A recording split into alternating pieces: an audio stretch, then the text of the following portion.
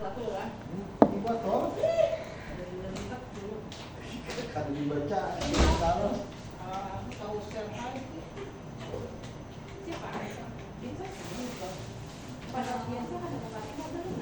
Baik Bapak Ibu sekalian, selamat siang. Siang.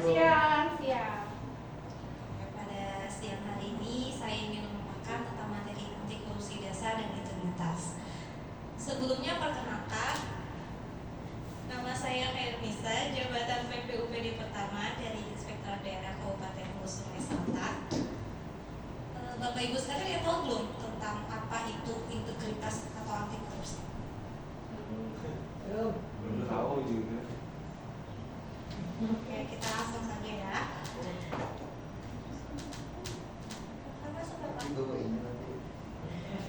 Korupsi itu berasal dari bahasa Latin, yaitu corruptio atau corruptus, yang memiliki arti beragam, yakni tindakan merusak atau menghancurkan. Corruptio juga diartikan kebusukan, keburukan, kebejatan, ketidakjujuran, dan bagi suap, tidak bermoral, penyimpangan dari kesucian, kata-kata atau ucapan yang menghina atau memfitnah. Pokoknya semua yang paling jelek-jelek ya. Bapak mulai di depan, Pak. Cita dia. Menurut Kamus Besar Bahasa Indonesia, korupsi adalah penyelewengan atau penyalahgunaan uang negara, baik perusahaan, organisasi, yayasan, dan sebagainya untuk kepentingan pribadi atau orang lain. Di Indonesia sendiri, korupsi itu terdapat pada Undang-Undang Nomor 31 Tahun 1999 yang telah diubah dengan Undang-Undang Nomor 20 Tahun 2021 dengan tentang pemberantasan tindak pidana korupsi, yang mana dikelompokkan menjadi 7 jenis utama, yaitu kerugian keuangan negara, suap menyuap, penggelapan dalam jabatan, pemerasan, perbuatan curang, benturan kepentingan dalam pengadaan, dan gratifikasi. Pengertian korupsi pada dasarnya memiliki 5 komponen yang bisa Bapak Ibu lihat sekalian, yaitu korupsi adalah suatu perilaku, ada penyalahgunaan wewenang dan kekuasaan dilakukan untuk mendapatkan keuntungan pribadi atau kelompok, melanggar hukum atau menyimpang dari norma dan moral, dan terjadi atau dilakukan di lembaga pemerintah maupun swasta. Dari penjelasan tersebut di atas, maka anti korupsi menjadi sebuah antitesis, yaitu semua tindakan, perkataan, atau perbuatan yang menentang korupsi dan segala macam bentuknya. 9 nilai prinsip anti korupsi bisa dilihat, ada jujur, mandiri, tanggung jawab, berani, sederhana, peduli, disiplin, adil, dan kerja keras. Kira-kira Bapak Ibu sekalian sejauh ini menguasai ada berapa nilai anti korupsi dalam kehidupan sehari-hari? Disiplin bagus, Ibu Sari ya. Ada lagi? Ibu bisa. Adil, Balisa, terima kasih banyak. Yang lain? 10 ini kerja keras ya. Oh, Namanya lah ya. bagus. Mandiri. Oh, Pak Irfan mandiri ya. Kalau Pak Hasmi? Saja. Kalau Ibu Asnia? Adil ya, sama kayak Mbak Risa ya. Kalau Pak Irwan? Kaya nggak? Kaya nggak ada Pak kebetulan. Atau Bapak semua 9 nilainya Bapak mempunyai semua ya di kehidupan sehari-hari? Iya. Sederhana.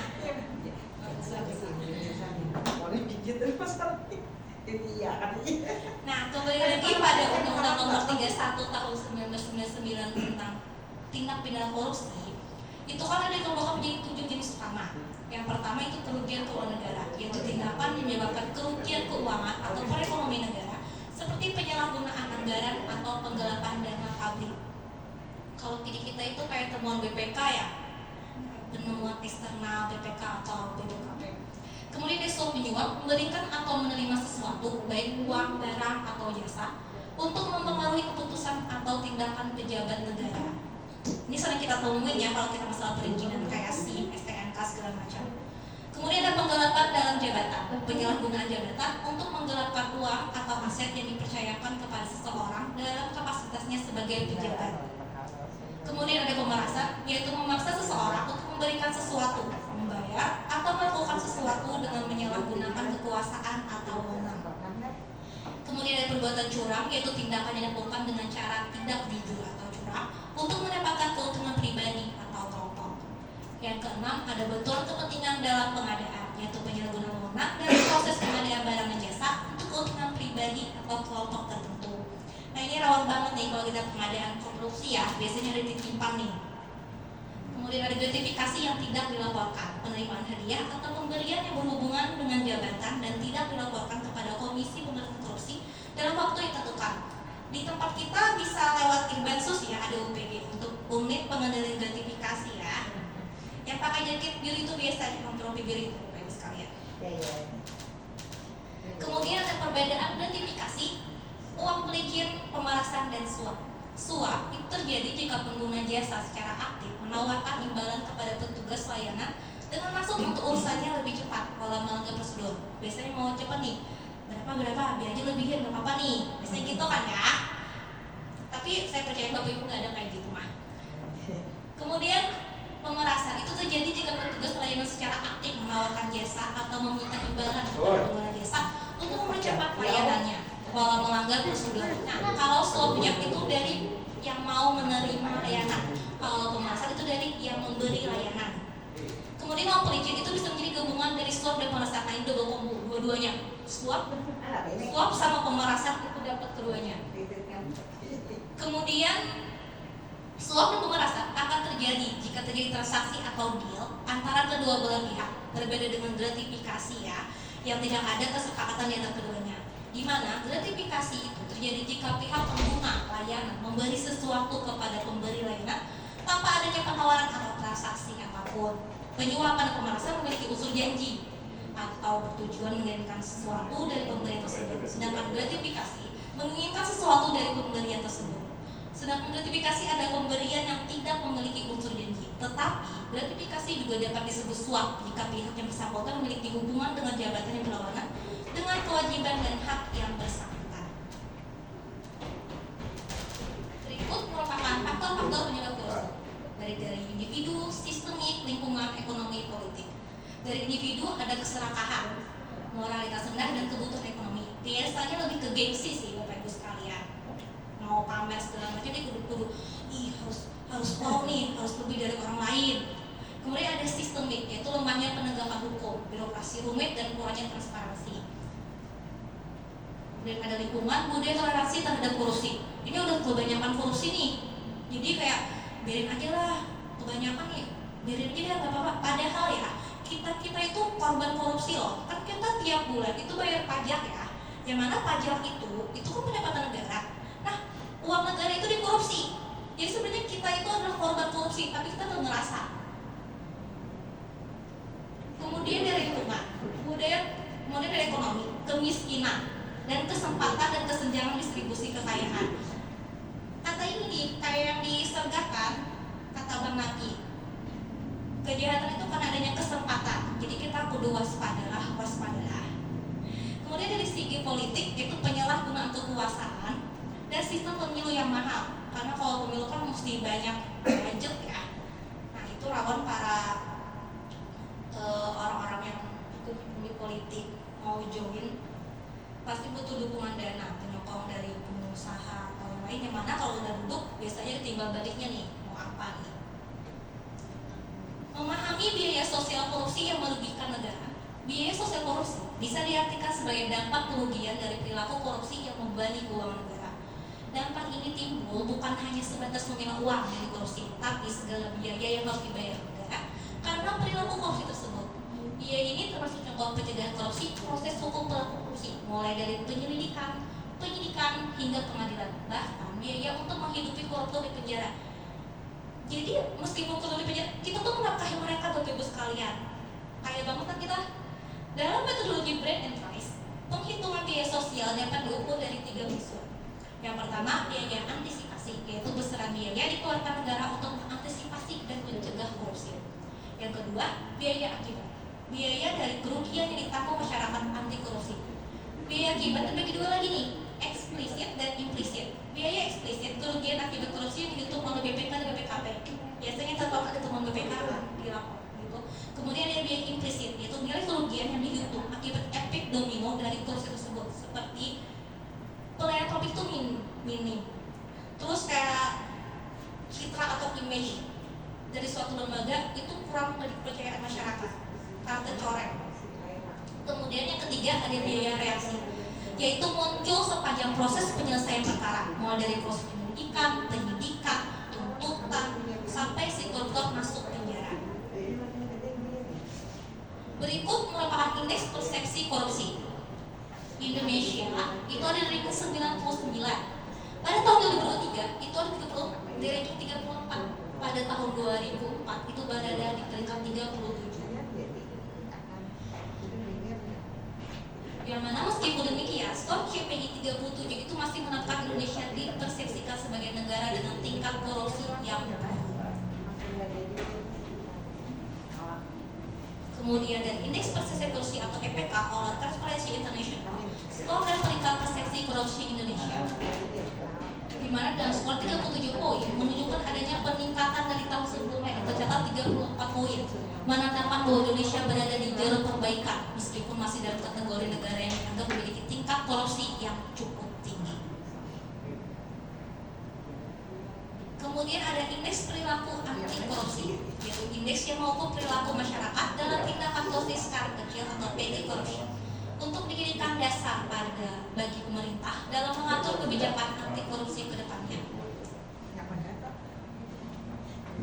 Kemudian ada sumber penilaian integritas. Ini kayaknya udah pada tahu juga ya, ini udah pada familiar kan?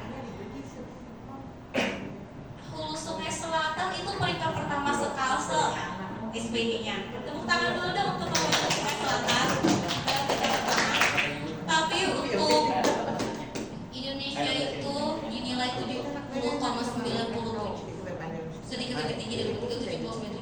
Tahun 2024 itu 71,53, yang mana SPI itu merupakan mengukur kualitas integritas di berbagai lembaga pemerintah, mulai dari kementerian, provinsi hingga kabupaten atau kota, serta badan usaha milik negara atau BUMN.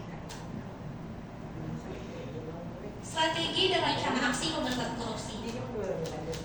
KPK itu punya 3 strategi pemberantasan korupsi yang tengah dijalankan. Disebutnya itu Trisula. Yang pertama, SULA penindakan, yaitu strategi represif KPK dalam menyeret koruptor ke meja hijau, membacakan tuntutan, menghadirkan saksi-saksi dan alat bukti yang menguatkan. Contohnya, KPK memperkuat di whistleblowing system. Di tempat kita, whistleblowing system pengelolanya Bu Nur ya. Nah, yang kedua ada SULA pencegahan, yaitu mencakup perbaikan pada sistem sehingga meminimalisasi terjadinya tindak pidana korupsi. Di tempat kita, contohnya KPK itu menerima laporan atas LHKPN untuk Inspektorat Daerah Kabupaten Sungai Selatan. Pengelola LHKPN admin supernya itu Pak Saprudin Nur ya.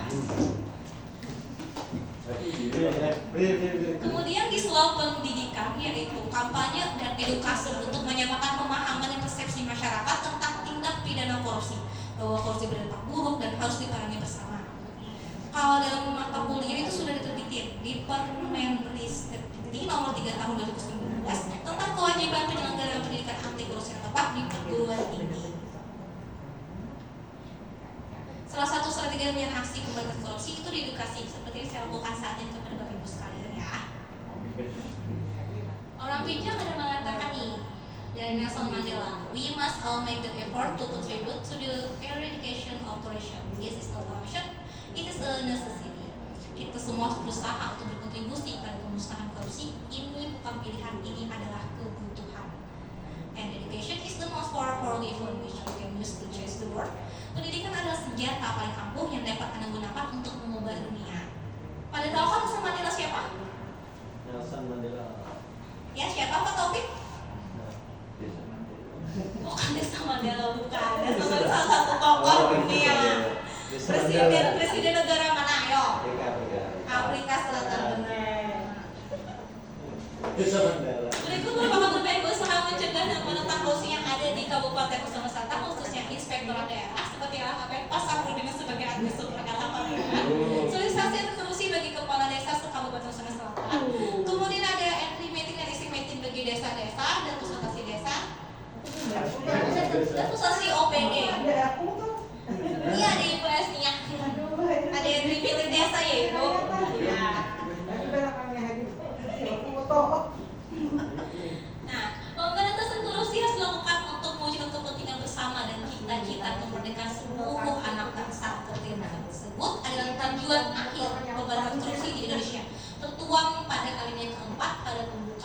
Undang-Undang Dasar 1945 yang berbunyi, kemudian daripada itu untuk membentuk suatu pemerintah negara Indonesia yang melindungi segenap bangsa Indonesia dan seluruh tumpah darah Indonesia, dan untuk memajukan kesejahteraan, mencerdaskan kehidupan bangsa, dan ikut melaksanakan ketertiban dunia yang berdasarkan kemerdekaan, perdamaian abadi, dan keadilan sosial.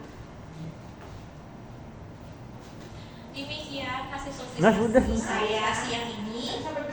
Saya berharap semoga Bapak Ibu sekalian 15 menit. bisa 15. mengambil manfaatnya ya. Apakah ada yang bertanya? Ya baik, terima kasih. Terima kasih. Ini Bapak Ibu sekalian bawa HP masing-masing semua kan? Bah, wesam. Bawa kan? Oke, kita main game dulu ya. Mau tahu nih sejauh mana Bapak Ibu sekalian itu bisa menyerap materi yang sudah saya sampaikan gitu. Masuk nggak nih gitu? Boleh?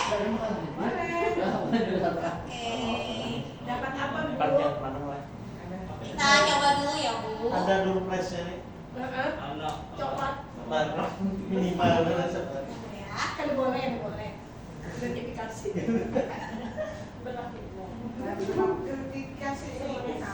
Verifikasi tadi dapat apa?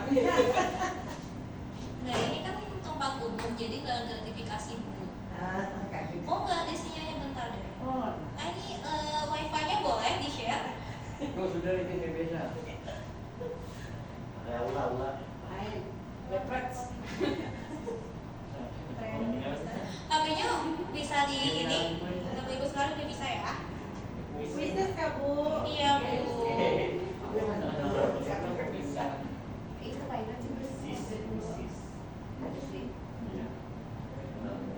Bentar ya Bapak Ibu. Bagi ini mau itu deh.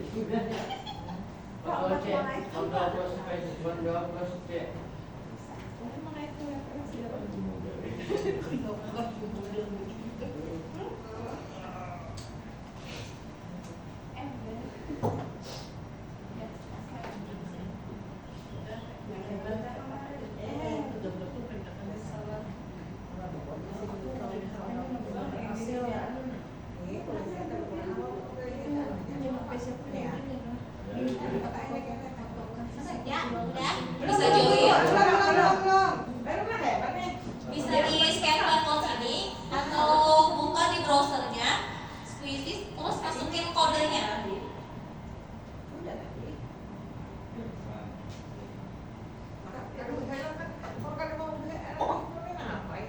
Udah ada satu nih. Ayo. Nah, hilang Bu kodenya Bu. Bisa. Besok apa tahu ya? Apa? Oh, udah 2 partisipan. Ayo. 3, 4.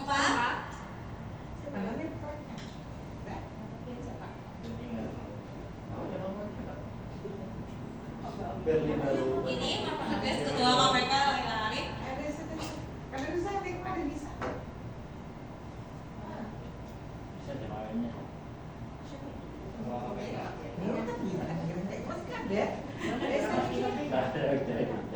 Oke, 5 partisipan.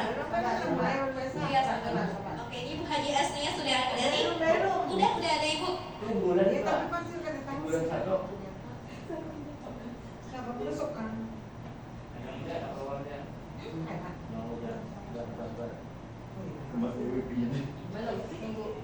Nunggu gurunya. Kenapa jadi ngarap kok? Sudah Bu. Oke, 6 orang. Tapi kan di situ. Satu lagi. Beliau Udah, pas. punya HP itu. Tidak punya HP bukan, kamu jangan ngarap kamu jadi senang itu. Salah kalau nggak pikan nanti. Ada lagi udah? Ya. 6 orang ya. Ya. Kita mulai ya. Opik nomor 1 nih.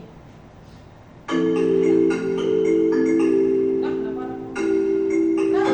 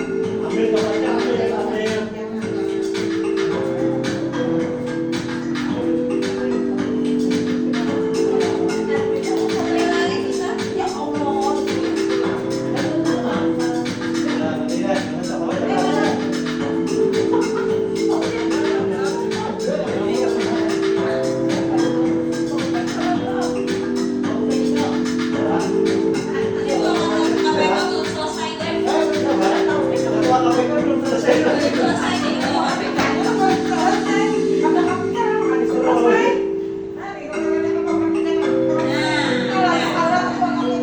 Oke, mulai lari baru mau jalan.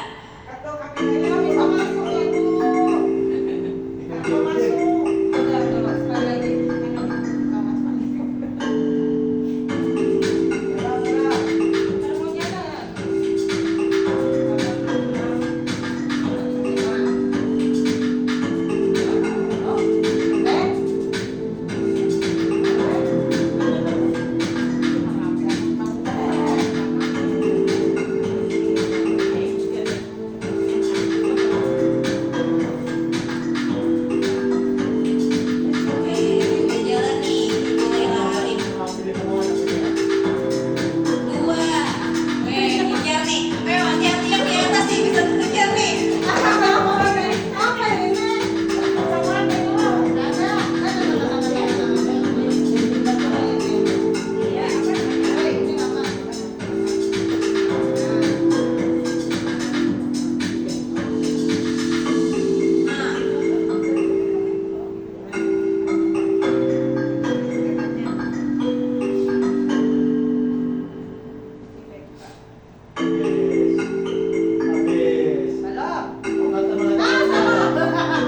Obat mana coklat?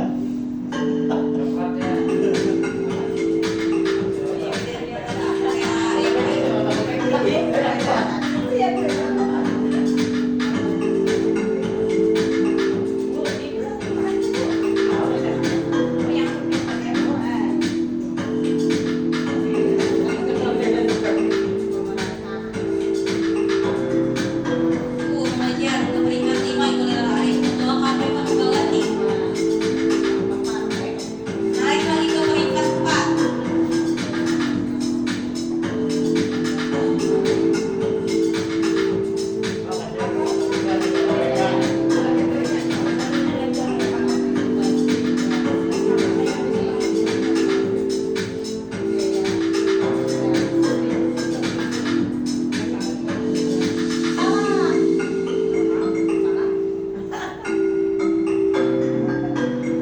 Kita mulai lari ya.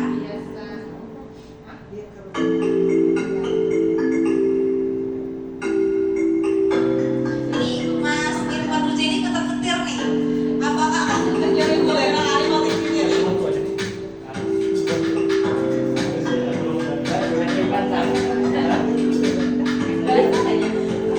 Wah, naik ke peringkat 2. Mulai lari Pak.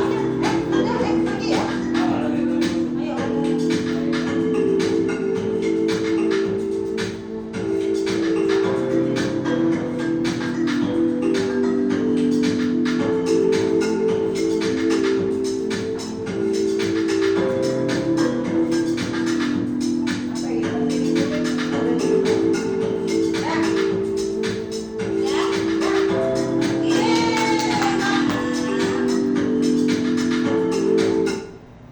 Ya, peringkat pertama. Mas Marquez silakan maju ke depan. Malas ketua KPK. Mas Marquez silakan maju ke depan. Dapat juara. Betul, Man. Human. Ya, anu wakil. Ayo, Mas Marquez silakan maju ke depan. Ibu Lela Ayu dan S silakan maju ke depan. Ya, silakan Anda. Ayo, ini ada satu bulan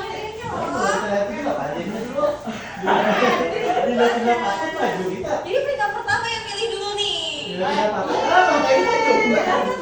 Peringkat pertama dulu nih. Nah, Bapak mau yang mana? Mas Marquez mau yang mana? Oh, ini, Pak. Yang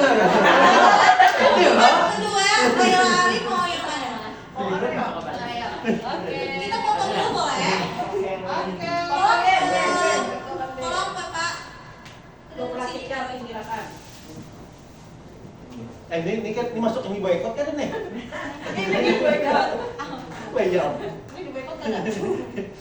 Boleh jawab boleh makan. Kalau tiga-tiganya itu dia. Mungkin boykot atau apa kita? Sanggup. Kamera 1, 2, 3. Apa dia mau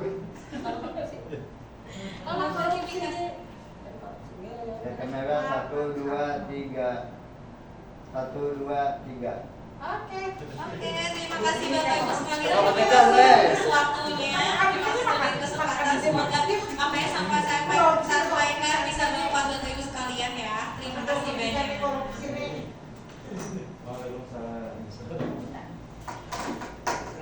Makasih. Terima kasih, Kak. Beri aplaus. Awal sudah dibawa keluar dah, awal dah. Wah, Indonesia. Awal dibawa keluar dah, awal dibawa keluar. Makasih.